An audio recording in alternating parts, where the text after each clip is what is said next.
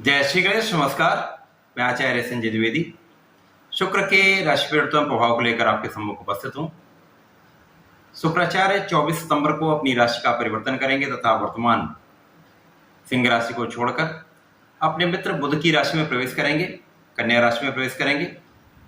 क्योंकि कन्या शुक्राचार्य की नीच राशि है, अतः जब शुक्राचार्य अपनी नीच राशि में प्रवेश करेंगे तो यहाँ पर उच्च के बुध के साथ इनका संयोग होगा, साथ ही साथ यहाँ पर सूर्यदेव भी होंगे।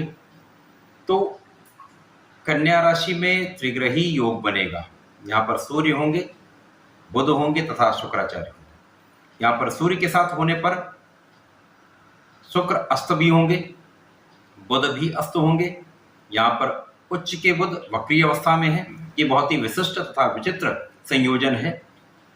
इस संयोजन का कन्या राशि पर, कन्या लग्न पर क्या प्रभाव पड़ने वाला है, किस प्रकार के लाभ मिलने वाले हैं, कहाँ पर किस प्रकार कौन सा भाव प्रबल हो रहा तथा कहाँ पर समस्या आ सकती है, संपूर्ण विश्लेषण में करने जा रहा हूं। जब भी कोई ग्रह नीच अवस्था में आता है, नीच राशि में प्रवेश करता है, तो उसके प्रभाव में निर्बलता आती है।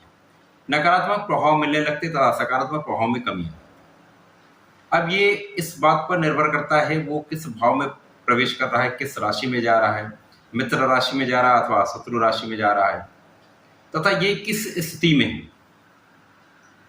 ये अलग अलग राशियों में अलग अलग भाव में बनेगा, अलग अलग स्थानों पर बनेगा। उसी के अनुसार उसके परिणाम भी प्राप्त होंगे।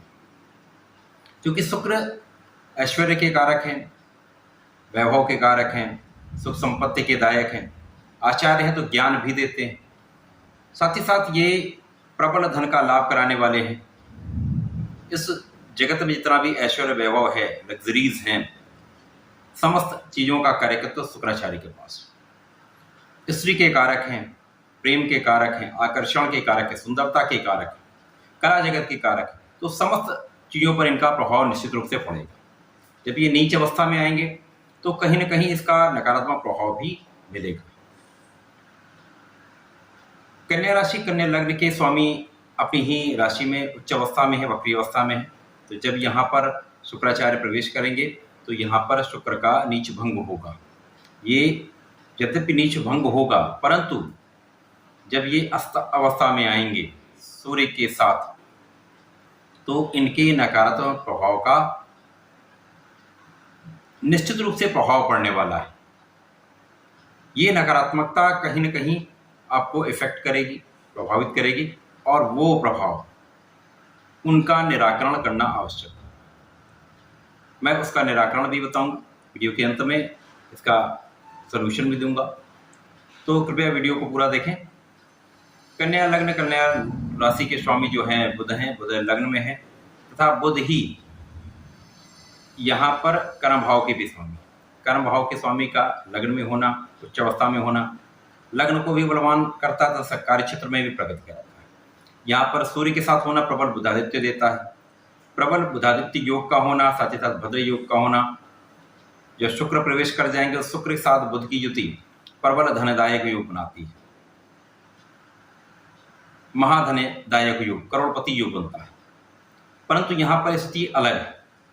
यहाँ पर शुक्र नीच राशि में है, अस्त भी होंगे, बुध उच्च में है, नीच भंग भी होगा। तो ये जो कॉम्बिनेशन है निश्चित रूप से आपको धन का प्रबल लाभ कराएगा। क्योंकि शुक्र यहाँ पर धनेश है तथा भाग्येश है, तो भाग्य और धन का लाभ 100% आपको मिलेगा। परंतु जब तक सूर्य के प्रभाव में रहेंगे तो इनके प्रभाव में निर्बलता अवश्य होगी। धन आएगा, धन का संचय नहीं होगा, प्रबल मात्रा में धन आएगा, परंतु धन का अपव्यय हो जाएगा, बिना किसी कारण धन का व्यय हो जाना, ये समस्याएं आ सकती हैं।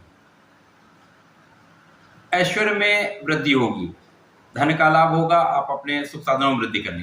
धन का अपव्यय हो सकता है, आप अपनी क्षमता से अधिक यहाँ पर व्यय कर सकते हैं। यहाँ पर नियंत्रण रखना होगा। सूर्य के साथ होंगे तो निश्चित रूप से लग्न बलवान होगी, क्योंकि बुध के साथ सूर्य अति मैत्री में होते हैं। तो आपका आकर्षण बढ़ेगा, आपका प्रभाव बढ़ेगा, प्रभुत्व बढ़ेगा। क्योंकि सूर्य प्रभुत्व के कारक है, क्षमता के कारक है, शक्तिशाली है, तो निश्चित रूप से यहाँ पर प्रभाव बढ़ेगा, शक्तिशाली आप होंगे। परंतु शुक्र के अस्त होने के कारण यहाँ पर पत्नी को कष्ट हो सकता है, स्त्री को कष्ट हो सकता है। अब यदि स्त्री है तो स्वयं के स्वास्थ्य में निर्बलता आ सकती है। यहाँ लग्न को गुरुदेव बृहस्पति का देखना यहाँ आपको बल देता है, आपके कॉन्फिडेंस में वृद्धि होती है। यहाँ पर निश्चित रूप से आपका सम्मान होगा, यश बढ़ेगा, परंतु यहाँ आपके वाणी के कारण, आपके अचानक बिना विचार करे बात करने के कारण कहीं न कहीं अपयश का कारण भी बन सकता है। तो यहाँ पर बहुत आपको सोच विचार कर, समझदारी से, विवेकपूर्ण होकर आपको बात करना होगा, अपना व्यवहार करना होगा। जो लोग कला जगत में हैं, एक्टिंग की फील्ड में हैं, कला के किसी भी क्षेत्र में हैं, उनको बहुत लाभ मिलेगा, विशेष उनको लाभ मिलने वाला है। क्योंकि जब भी बुध और शुक्र का कॉम्बिनेशन बनता है, एक युति बनती है, तो ये प्रभाव कला क्षेत्र में बहुत उन्नति कराता है, प्रगति कराता है। तो कला जगत के लोग जो वाणिज्य से संबंधित कार्य करते हैं, उनका जो कैलकुलेशन का कार्य करते हैं, फाइनेंस का कार्य करते हैं, बड़े व्यापार करते हैं, लग्जरी आइटम का बिजनेस करते हैं, जेंट्स ज्वेलरी का काम करते हैं, बड़ी गाड़ियों का काम करते हैं, बड़े बड़े शोरूम का जिनके पास काम है, तो उनके लिए बहुत लाभदायक है। परंतु जब तक सूर्य है तो यहाँ पर उतना लाभ आपको नहीं मिल पाएगा। जैसे सूर्य का परिवर्तन धन भाव में हो जाएगा, धन का भाव प्रबल होगा।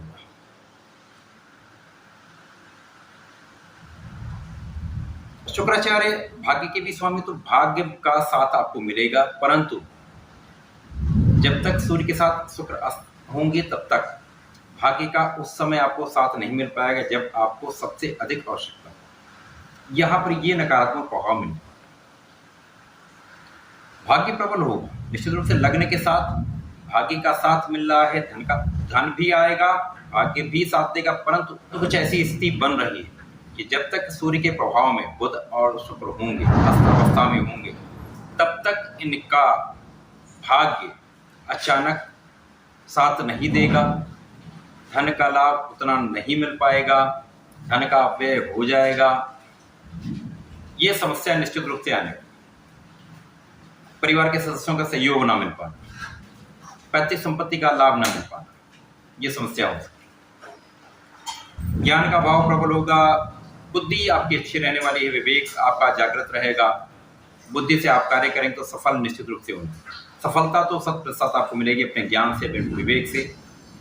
अपने कार्य में आप सफल होंगे, नाम भी अर्जित करेंगे, धन भी अर्जित करेंगे। कन्या राशि के जातकों को नियमित रूप से यहाँ पर सूर्यदेव को जल देना चाहिए तथा गणपति महाराज के शरण में रहकर शंकरनाशन श्री गणेश स्तोत्रम का पाठ करना चाहिए। यदि ऐसा करते हैं तो निश्चित रूप से उनके भाग्य में प्रबलता आएगी, धन में प्रबलता आएगी, जीवन सुगम हो जाएगा, जीवन में प्रबलता आएगी तथा स्वास्थ्य भी अच्छा रहेगा, जीवन में प्रगति। तो ऐसा करें, इसका लाभ लें। धन्यवाद, नमस्कार।